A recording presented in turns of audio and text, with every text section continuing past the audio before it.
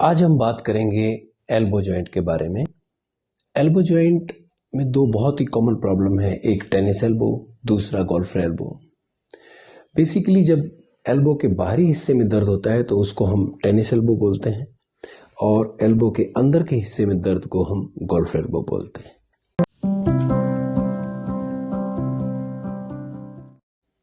ऐसा नहीं है कि टेनिस एल्बो सिर्फ टेनिस एल्बो के प्लेयर में होती हो और गोल्फर एल्बो सिर्फ गोल्फर के प्लेयर में होती हो। इस चीज को समझने के लिए हमें इसकी एनाटॉमी को समझना होगा। फोर आर्म में बेसिकली दो टाइप की मसल्स के ग्रुप होते हैं, एक एक्सटेंसर ग्रुप ऑफ मसल्स जो रिस्ट को एक्सटेंड करने के काम आता है और इसकी अटैचमेंट यहां पर होती है, एक फ्लेक्सर ग्रुप ऑफ मसल्स जिसकी अटैचमेंट इस हिस्से में होती है। मेनली जब टेनिस का प्लेयर बैक स्ट्रोक खेलता है स्ट्रेट एल्बो से तो रिस्ट की मूवमेंट एक्सटेंशन पे होती है तो ये मसल खींचती है, और जब गोल्फ का प्लेयर फ्लेक्शन करता है, स्ट्रोक खेलता है, तो ये मसल का ग्रुप यहां से खींचता है,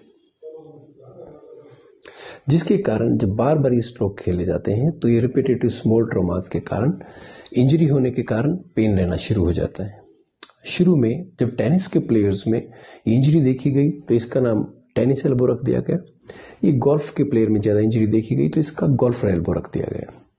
लेकिन किन लोगों में और ये हो सकती है, बेसिकली जिनका रिस्ट का काम ज्यादा है, जैसे घरेलू औरतें जिनका काम झाड़ू लगाने का, पोछा लगाने का, बर्तन धोने का, या आटा लगाते हैं जैसे, या कपड़ों को निचोड़ते हैं, या कुछ मैनुअल वर्कर जैसे इलेक्ट्रिशियन या कारपेंटर स्क्रूइंग का मूवमेंट का काम करते हैं, या मैनुअल लेबर जो हैमर का काम करते हैं, कंप्यूटर वर्क पे जहाँ पे जब हमारे फिंगर्स का रिस्ट एक्सटेंड होकर फिंगर चलती है, माउस वर्क या लिखने का काम जिनका ज्यादा है, इन लोगों में ये समस्या काफी कॉमन देखी गई है।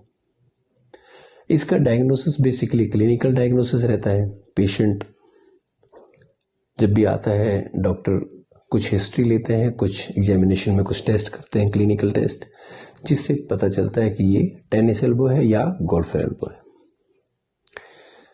इसके ट्रीटमेंट की बात करें तो ट्रीटमेंट में बेसिकली 5 टाइप के ट्रीटमेंट हैं। सबसे पहला ट्रीटमेंट है होम ट्रीटमेंट। होम ट्रीटमेंट में हम पेशेंट को कुछ एंटी इन्फ्लेमेटरी मेडिकेशन लिखते हैं और पेशेंट को घर भेजते हैं, कुछ हिदायतें देते हैं, जैसे इस मसल्स के ग्रुप को रेस्ट देना है। तो जॉब मॉडिफिकेशन इसको बोलते हैं कि रिस्ट की मूवमेंट कम से कम हो, कंधे की और एल्बो की मूवमेंट ज्यादा से ज्यादा हो, रिस्ट की मूवमेंट को रोकना है। तो बेसिकली इस मसल्स ग्रुप को रेस्ट देना है। अगर इंजरी एक्यूट है, यानी पिछले 1-1.5 महीने से ही समस्या शुरू हुई है, तो आइस पैक कर सकते हैं। अगर इंजरी क्रॉनिक है यानी पुरानी है तो आप गर्म सेक कर सकते हो। इसके अलावा एक टेनिस एल्बो स्ट्रैप आता है जो एल्बो के नीचे बनता है। उसका पर्पज भी यही है कि मसल के ग्रुप को रेस्ट दिया जाए। उसके बांधने का तरीका यह रहता है कि जो आपका मोस्ट टेंडर पॉइंट है, यानी जहां पे सबसे ज्यादा दर्द है, उससे 3 फिंगर नीचे उसको बांधना है ताकि मसल के खिंचाव को रोक सके। इसके अलावा कुछ एक्सरसाइज बताई जाती हैं। दूसरा ट्रीटमेंट है फिजियोथेरेपी का ट्रीटमेंट। जब हम इस तरह के किसी पेशेंट को फिजियोथेरेपिस्ट के पास भेजते हैं तो फिजियोथेरेपिस्ट मेनली कुछ मॉडलिटीज आपको अप्लाई करता है, जैसे electrotherapy, ultrasonic therapy, infrared rays therapy, shock wave therapy, laser therapy, cryotherapy आदि, और मैनिपुलेशन एंड सम एक्सरसाइजेस वो भी साथ में करवाता है। तीसरे टाइप का ट्रीटमेंट है पीआरपी ट्रीटमेंट, जिसमें हम पेशेंट का ब्लड लेते हैं और उसमें से प्लेटलेट रिच प्लाज्मा एक्सट्रैक्ट करते हैं। ये प्लेटलेट रिच प्लाज्मा जब हम उस मोस्ट टेंडर पॉइंट में इंजेक्ट करते हैं तो ये नेचुरल हीलिंग मसल की इंजरी के पार्ट की होती है, जिससे धीरे धीरे पेशेंट रिकवरी कर जाता है। चौथा ट्रीटमेंट है स्टीरॉयड का ट्रीटमेंट। जिन लोगों को पहले तीनों ट्रीटमेंट से आराम नहीं मिलता है या जिनको बहुत ज्यादा दर्द रहता है, उनको हम स्टीरॉयड के इंजेक्शन की सलाह देते हैं। नॉर्मली 2 या 3 इंजेक्शन मैक्सिमम हम देते हैं।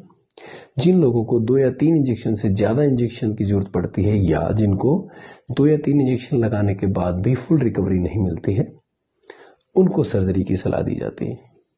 सर्जरी में बेसिकली हम जो मसल, स्क्रोज्ड मसल है, जो नेक्रोज्ड मसल है, उसका वो पार्ट निकाल देते हैं और मसल को रीअटैच कर देते हैं, रिपेयर कर देते हैं। कुछ टाइम तक रेस्ट देते हैं और पेशेंट रिकवरी कर जाता है।